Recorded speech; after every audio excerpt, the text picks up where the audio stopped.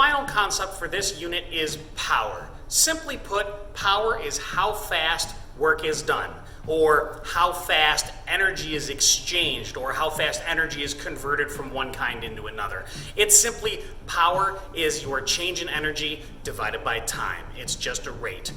However, it can be extremely useful to think of power as effort times flow. This idea comes up all the time in physics. In mechanics, we get power is, well, your effort is force, it's how hard your push is, and your flow is your velocity, it's how fast you're going. So power is force times velocity. Now, that idea is really obvious. If you're in a car and you're already going as fast as you can, your engine is at maximum power output, and you hit a hill, suddenly the force required to keep your car going went up. With a maximum power, your velocity has to go down. You slow down, right? Power is force times velocity. We're going to deal with this in the springtime too with electricity. Your effort in electricity is voltage, and your flow is the electrical current. So what is the formula for power? It's voltage times current. We're going to deal with that in fluids if you take AP Physics 2. The effort when pushing a fluid through a pipe is pressure, and so effort times flow. It's pressure times your literal flow rate.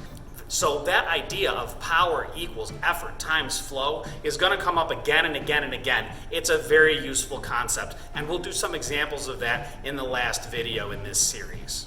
Oh, one more little detail. If power is the rate of work, then the unit has to be the joule per second.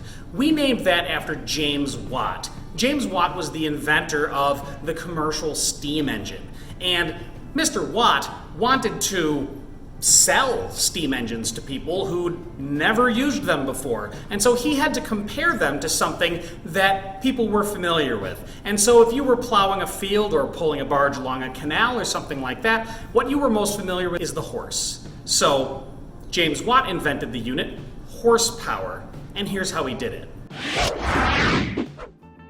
He took a well, and in that well he used a pulley, and he hung a really big weight. I don't know how big it was. I think it was like 500 pounds or something, all right?